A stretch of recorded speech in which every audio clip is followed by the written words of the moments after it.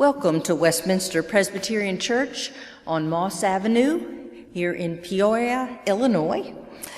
The worship bulletin has been posted online so that you can fully participate in worship. If you are tuned in at 10 o'clock in the morning on Sunday, June 21st, there will be a Zoom fellowship time immediately following the service. All are welcome to participate. We look forward to the day when we will be able to worship together again, but until then, we continue to worship as a congregation. Although separated physically, we remain together in spirit. Let us now begin our worship service with the call to worship. We enter into worship today assured that God cares for us completely and calls for our total commitment. Christ gave his life that we might live and calls us to give our lives to him. Through Christ, we have died to sin. In Christ, we are fully alive to God. In the name of the Father, Son, and Holy Spirit, let us worship God.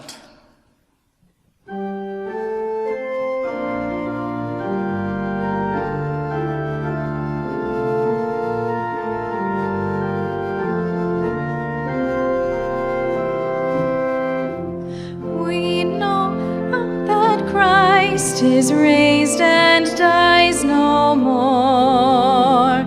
Embraced by death, he broke its fearful hold, and our despair he turned to blazing joy.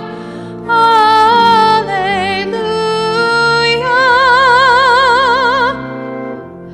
We share by water death, reborn we share with him in Easter life. Baptized we live with God, the living Christ. Alleluia.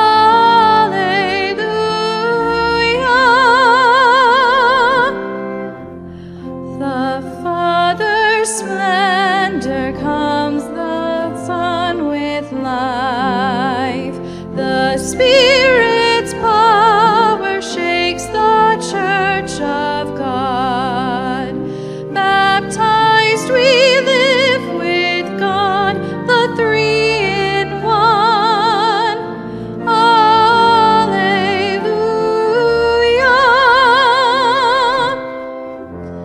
A new creation comes to life and grows as Christ's new body takes on flesh and blood.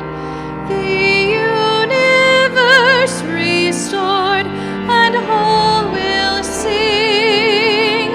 Alleluia.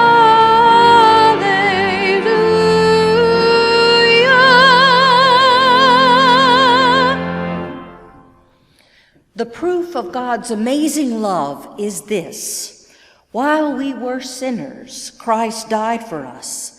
Because we have faith in him, we dare to approach God with confidence.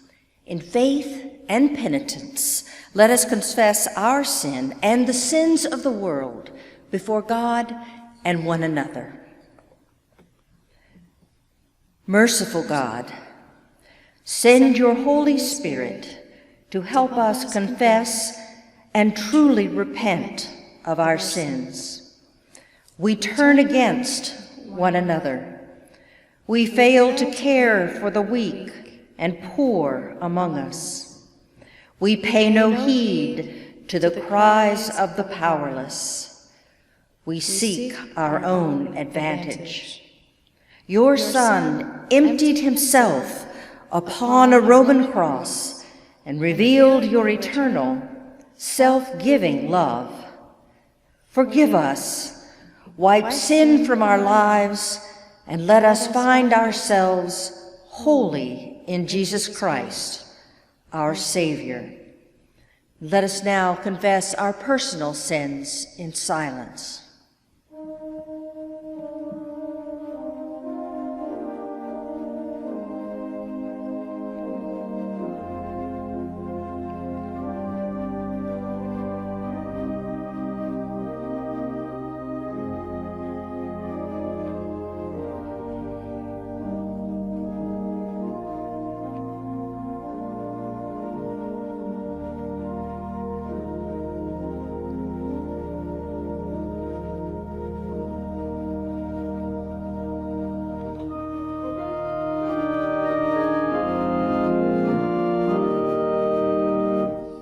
Lord, have mercy upon us.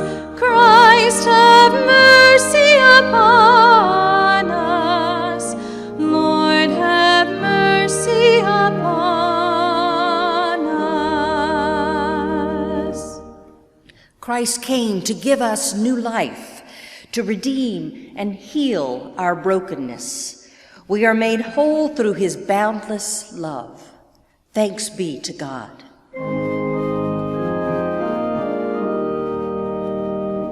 Glory be to the Father, and to the Son, and to the Holy Spirit, as it was in the beginning, is now, and ever shall be, world without end.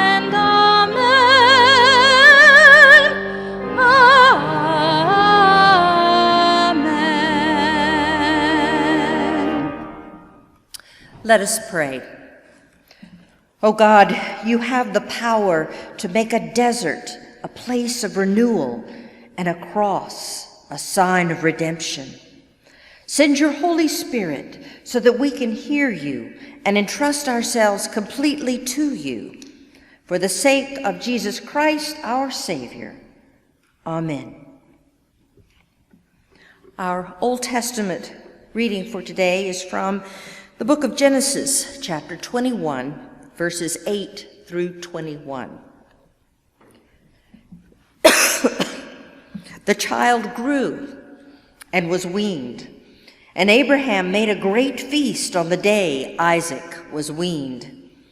But Sarah saw the son of Hagar, the Egyptian, whom she had borne to Abraham, playing with her son Isaac. So she said to Abraham, "Cast out this slave woman with her son, for the son of this slave woman shall not inherit along with my son Isaac." The matter was very distressing to Abraham on account of his son. But God said to Abraham, "Do not be distressed because of the boy and because of your slave woman. Whatever Sarah says to you, do as she tells you, for it is through Isaac that offspring shall be named for you. As for the son of the slave woman, I will make a nation of him also, because he is your offspring." So Abraham rose early in the morning and took bread and a skin of water and gave it to Hagar, putting it on her shoulder along with the child, and sent her away. And she departed and wandered about in the wilderness of Beersheba. When the water in the skin was gone, she cast the child under one of the bushes.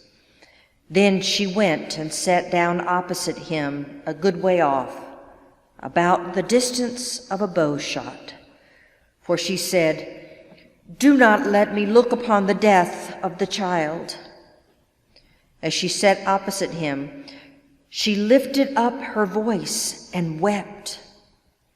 And God heard the voice of the boy. And the angel of God called to Hagar from heaven and said to her, "What troubles you, Hagar? Do not be afraid, for God has heard the voice of the boy where he is. Come, lift up the boy and hold him fast with your hand, for I will make a great nation of him." Then God opened her eyes, and she saw a well of water. She went and filled the skin with water and gave the boy a drink. God was with the boy, and he grew up. He lived in the wilderness and became an expert with the bow. He lived in the wilderness of Paran, and his mother got a wife for him from the land of Egypt. The word of the Lord.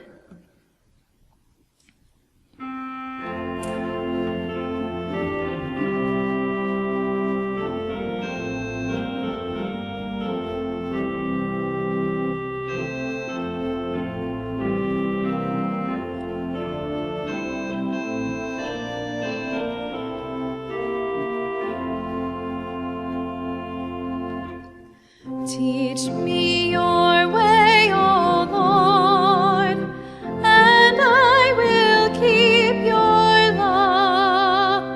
Oh, knit my heart to you that I may hold your name in awe. With all my heart, O Lord, I praise your name today. For in your love you saved me from the power of the grave.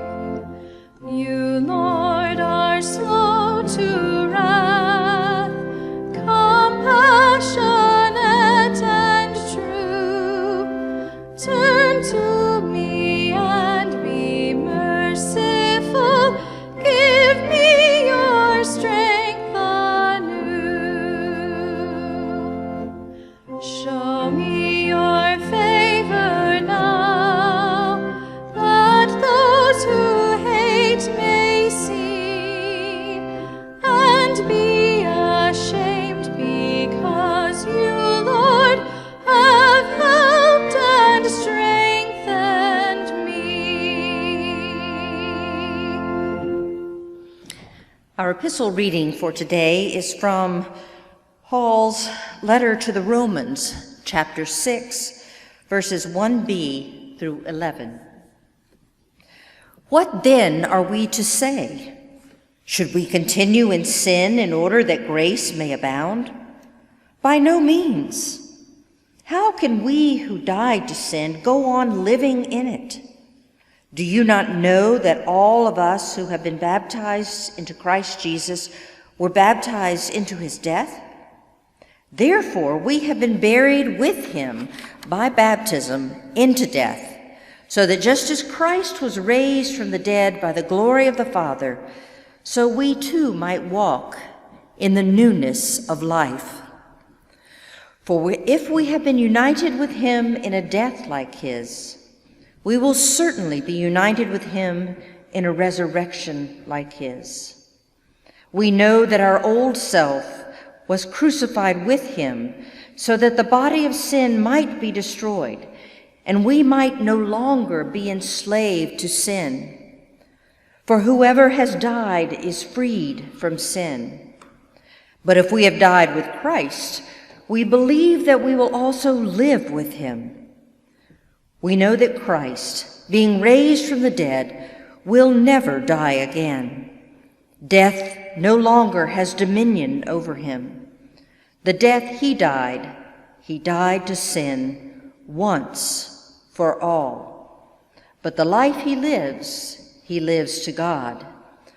So you also must consider yourselves dead to sin and alive to God in Christ Jesus. And our gospel reading is from Matthew chapter 10, verses 24 through 39. And Jesus said, "A disciple is not above the teacher, nor a slave above the master. It is enough for the disciple to be like the teacher and the slave like the master. If they have called the master of the house Beelzebul, how much more will they malign those of his household? So have no fear of them, for nothing is covered up that will not be uncovered, and nothing secret that will not become known. What I say to you in the dark, tell in the light, and what you hear whispered, proclaim from the housetops. Do not fear those who kill the body but cannot kill the soul. Rather fear him who can destroy both soul and body in hell. Are not 2 sparrows sold for a penny? Yet not one of them will fall to the ground apart from your Father. And even the hairs of your head are all counted. So do not be afraid. You are of more value than many sparrows. Everyone, therefore, who acknowledges me before others, I also will acknowledge before my Father in heaven. But whoever denies me before others, I also will deny before my Father in heaven. Do not think I have come to bring peace to the earth. I have not come to bring peace, but a sword.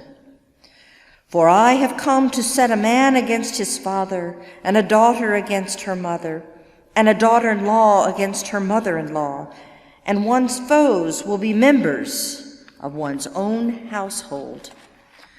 Whoever loves father or mother more than me is not worthy of me, and whoever loves son or daughter more than me is not worthy of me. And whoever does not take up the cross and follow me is not worthy of me. Those who find their life will lose it, and those who lose their life for my sake will find it. The word of the Lord. With 4 scripture passages assigned to each Sunday, there are so many options for preaching. It's hard to decide a focus. But after the sharp focus of the Gospels and the book of Acts during the Easter season, we return to the Old Testament and its messages that inspired Jesus, our Lord and Savior. The stories of Genesis are the stories we Christians know best from our childhood Sunday school classes. Genesis has the great dramas of human relationships, family feuds, love, lust, devotion, betrayal, envy, and sacrifice. Today, our reading from Genesis is part of the Abraham saga, which is frequently referenced in the New Testament. There, Abraham is put forward as the father of our faith. Hearing the story of Abraham as Christians in the 21st century, we are faced with the question, why is the story of Ishmael and Hagar included in the overarching story of Abraham, Sarah, and the genealogical line of God's chosen people? Their story could have easily been omitted as irrelevant. It was Isaac's line that is the focus of Jewish history. This makes the story of Hagar and Ishmael all the more important for us to pay attention. Last week, we read about the 3 angels, one of which was actually God, who visited Abraham and Sarah and announced that Sarah, though long past the age of fertility, would bear the long hoped-for male heir for Abraham. Today, our reading skips past the history of Ishmael's conception and drops us smack into the family drama of Sarah's jealousy of Hagar's son by Abraham and her exile into the wilderness with Ishmael. The story has multiple layers of meaning.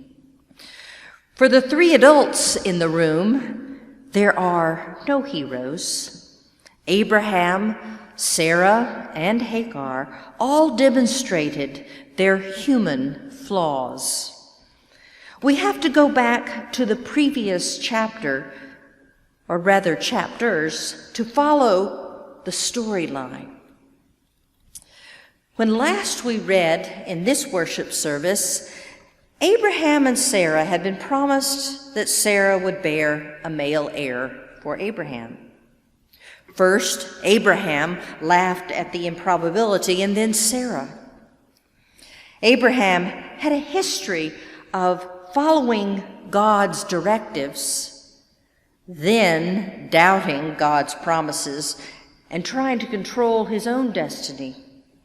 For example, in the previous chapter, Abraham gave Sarah to a foreign king, Abimelech, to save his own skin, despite God's promise of protection. Abraham was never superhuman. He failed several tests of trust before he became a model of faith and obedience. Sarah and Abraham's tenuous relationship with God was highlighted by Sarah's insistence that her slave, Hagar, bear Abraham's child, which she, Sarah, had not been able to do. This was a common practice of the time. A male heir was considered necessary and even sacrosanct for God's people, just as it was for other cultures of the time, and has continued, at least in some parts of the world, to today. Sarah now trusted God's promises after the birth of Isaac, but she also believed human agency was sometimes required to fulfill those promises. Sarah still held on to the belief that her former barrenness was God's punishment for some failure on her part. Here we see the stirrings of many theological debates. We too ponder what part we play in our circumstances and what actions are meant to be taken by God alone. Our faith demands both our own discernment and the openness to God's Holy Spirit. The Abraham saga demonstrates the challenge of faithfulness Jesus described to his disciples. These characters in the Abraham saga are not flat. They are multi-layered with human emotions and temptations that complicate our own relationships with God and with one another. In Genesis chapter 16, we read that as soon as Hagar bore Abraham's long-desired son, Hagar taunted Sarah. Hagar was a slave who had no power, was totally subservient to Sarah. She had to live that oppression day after day. As a foreigner, a slave, and a woman, her future held no relief from her oppression. With the birth of Ishmael, she finally had something to give her worth in the eyes of her oppressors. She who had no hope of being other than a slave had something precious that Sarah did not have. Who could blame her for holding her head high in the presence of the one who had little regard for her intrinsic worth as a human being other than her usefulness? Living in a position of privilege in a first world country, we are more like Sarah than Hagar. Throughout our history, we have prospered on the backs of people we have deemed to be inferior and even a little bit dangerous. Each wave of newer immigrants brought the opportunity to contemptuously use people who had no power or resources to do anything but acquiesce for their own survival. Today, we purchase goods from factories sent overseas for corporations to make higher profits. Few think about these foreign men, women, and even children who work in conditions declared unsafe in this country and for longer hours and less pay than allowed by law here, when they enjoy the low prices of big box retail stores. For Sarah, Hagar's position as Abraham's wife and mother of his heir was a blow to her ego and a threat to her sense of privilege. She had cast Hagar out after Ishmael's birth and held Abraham accountable for her situation with Hagar. But God had come to Hagar and Ishmael's aid in the wilderness and promised protection and a secure future if she returned to Sarah.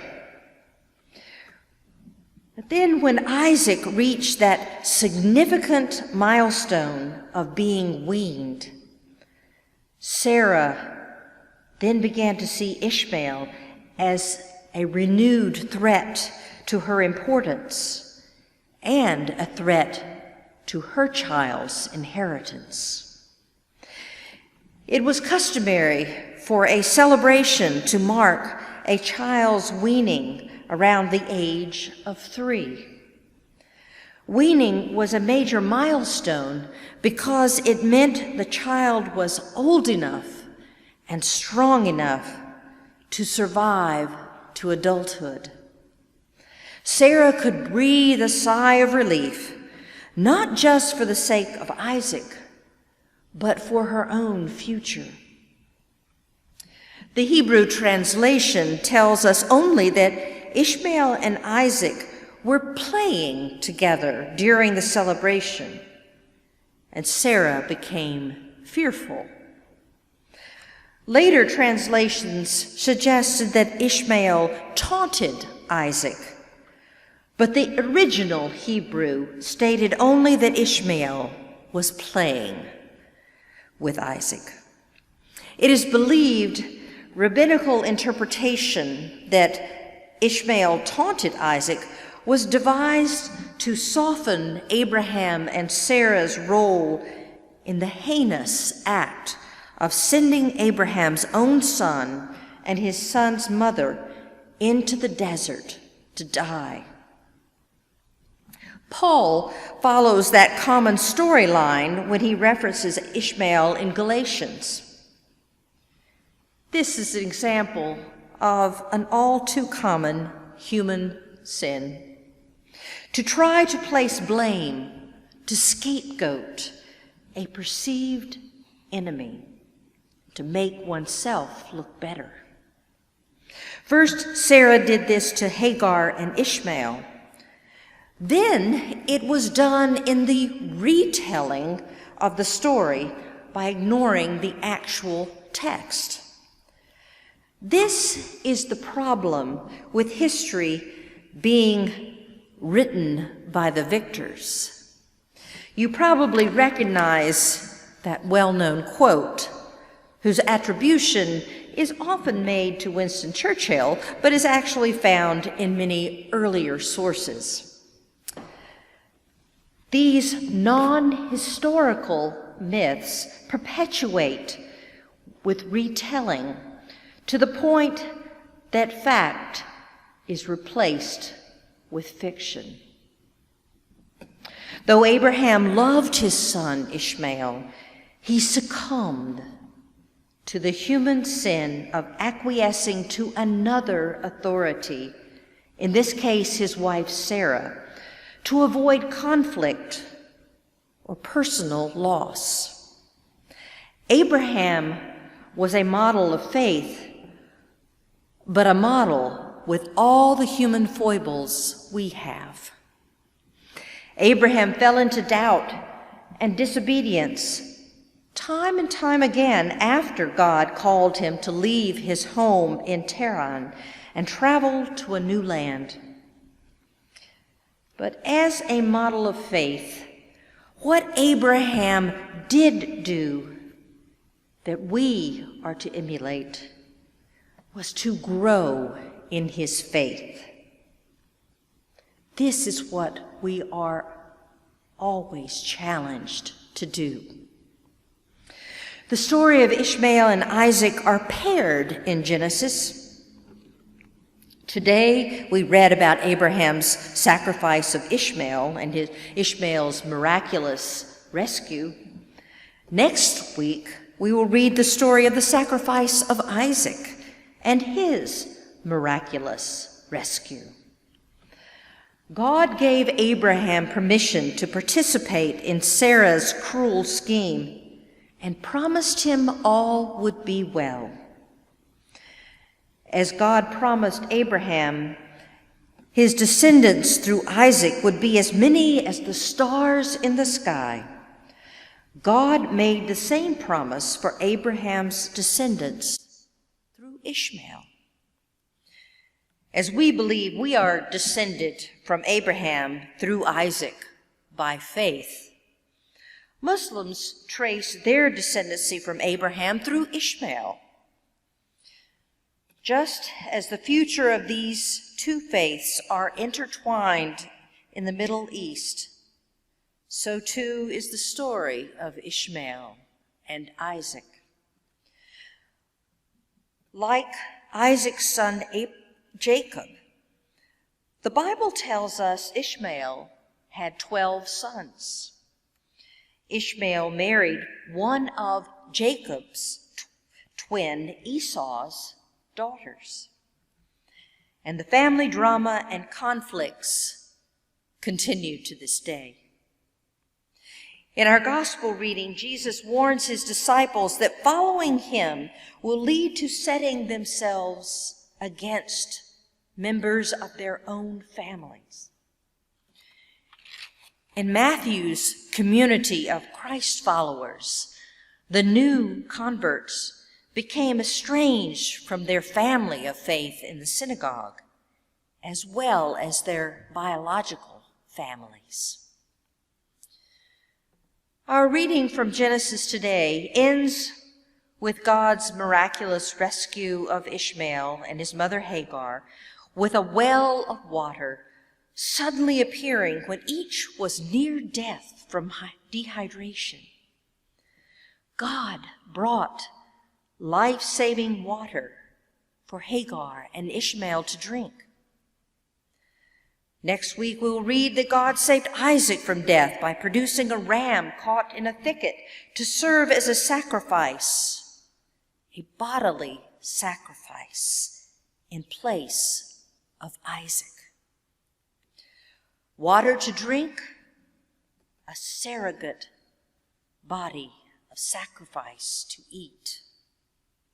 Jesus' disciples described in the Gospels and the Apostle Paul, whose letters make up a large part of the New Testament canon, were all Jews who were well versed in these stories of the Hebrew Bible. This Hebrew Bible, our Old Testament, is the story of God's relationship with a chosen people, written down from oral tradition by these same chosen people. So why include the story of Ishmael, the father of another people? Why acknowledge God made a covenant with Abraham's other son? Could it be that God's people Israel understood that their chosen status was not to create enmity between or superiority to other children of God? We associate being chosen with privilege, but God chose a particular people to be a blessing to all of God's children. The Jews were chosen for a task, and that task was and has never been easy. Jesus chose disciples to be a blessing by healing the sick, lifting the lowly, and welcoming the marginalized into full community. It is a trite oversimplification of Bible stories to reduce the people in them to examples that God uses imperfect people to bring about God's perfect plans. As in the Abraham saga, these characters are much more layered and complex in meaning, that they have much for us to consider and to find God's truth revealed.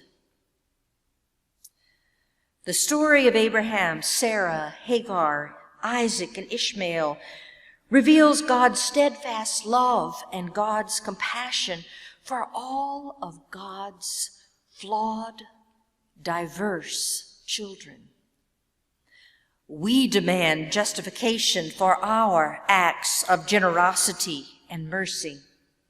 We require a litmus test of faith with doctrine and create boundaries and pedestals to separate us from one another. God gives us justification freely with no requirements. God takes our flaws and redeems them with grace. As the saying goes, God loves us the way we are, but too much to leave us that way. Thanks be to God. Amen.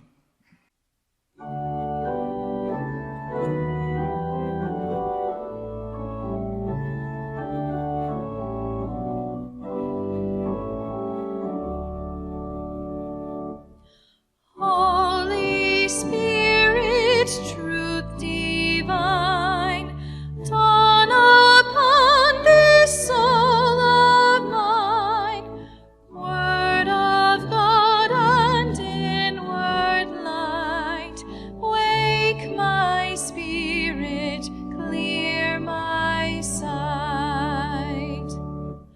Holy Spirit, love divine, glow within this heart of mine, kindle every high desire, perish self in thy pure fire. Holy Spirit, power divine, fill and nerve this will of mine. By thee may I strongly live, bravely bear and nobly strive. Holy Spirit, right divine, make my conscience wholly thine. Be my law, and I shall be firmly bound, forever free. Let us now affirm our faith with these words written by the Apostle Paul to the Philippian congregation. Christ Jesus, though he was in the form of God, did not regard equality with God as something to be exploited, but emptied himself, taking the form of a slave, being born in human likeness. And being found in human form, he humbled himself and became obedient to the point of death, even death on a cross. Therefore God also highly exalted him and gave him the name that is above every name, so that at the name of Jesus every knee should bend, in heaven and on earth and under the earth, and every tongue should confess to the glory of God, Jesus Christ is Lord. This is the time in our service where we usually pass the peace of Christ to one another. So may the peace of Christ be with you.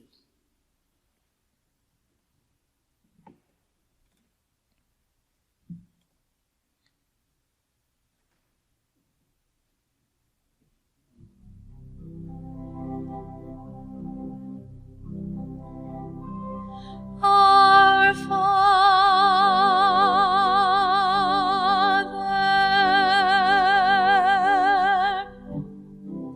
which art in heaven,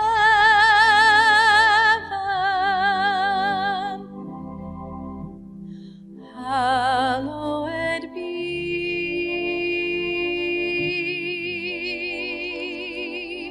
thy name.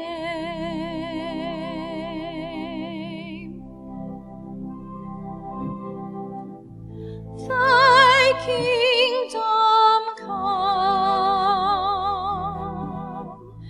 thy will be done on earth as it is in heaven.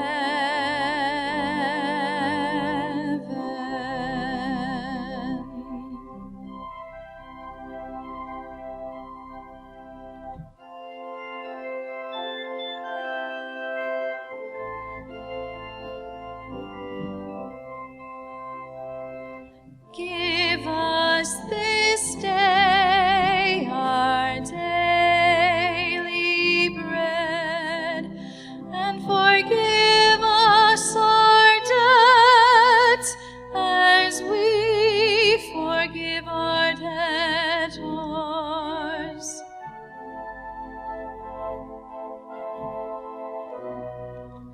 And lead us not into temptation, but deliver us from evil. For thine is the kingdom, and the power, and the glory forever.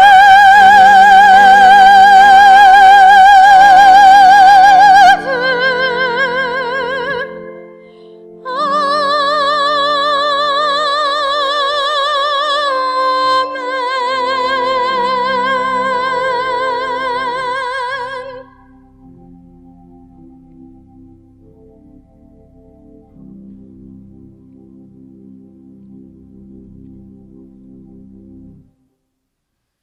In Christ, God reveals to us steadfast love and invites us into mercy. With grateful hearts, let us respond in prayer for the needs of the whole world, saying responsibly, in your mercy, Lord, hear our prayer. We pray for the church.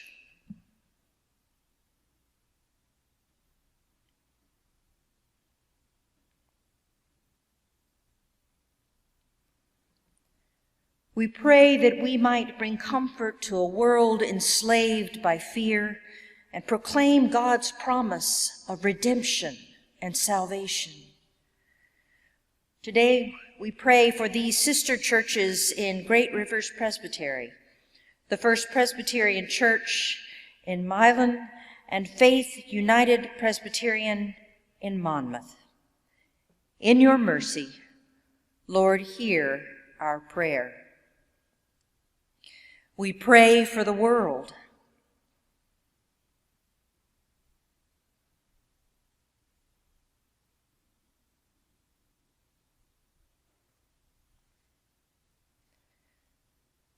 We pray for the world's people in their brokenness and suffering. We pray for those who make peace and do justice. Today we honor fathers and the men who do the work of fathering for any of God's children. Bless them and their unselfish acts of love. In your mercy, Lord, hear our prayer. We pray for all in need of healing in body, mind, or spirit. We pray for the Andrews family, for Render, and these we mention now in the silence of our hearts.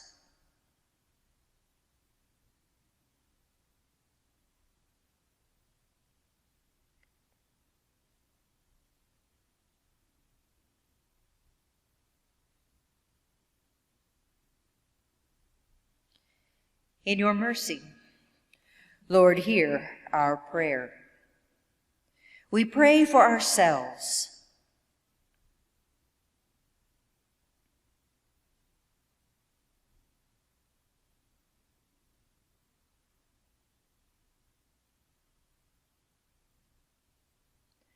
Grant us the grace to welcome all of our sisters and brothers of the human family with both compassion and justice. In your mercy, Lord, hear our prayer. And let us now pray the prayer that Jesus taught his disciples to pray. Our Father, who art in heaven, hallowed be thy name. Thy kingdom come, thy will be done, on earth as it is in heaven. Give us this day our daily bread, and forgive us our debts, as we forgive our debtors. And lead us not into temptation, but deliver us from evil. For thine is the kingdom, and the power, and the glory, forever. Amen.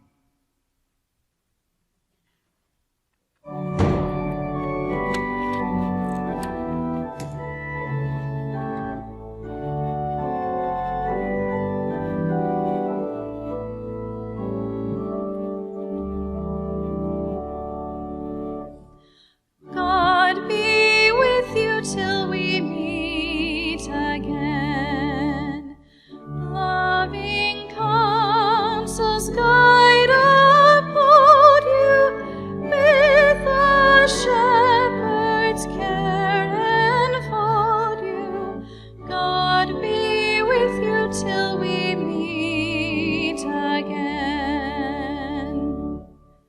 God be with you till we meet again. Unseen wings protecting hide you, daily manna still provide you. God be with you till we meet again. God be with you till we meet again. When life's perils thick confound you, put unfailing arms around you. God be with you till we meet again.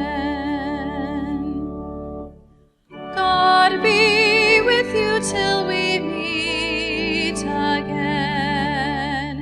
Keep love's banner floating o'er you. Smite death's threatening wave before you. God be with you till we meet again.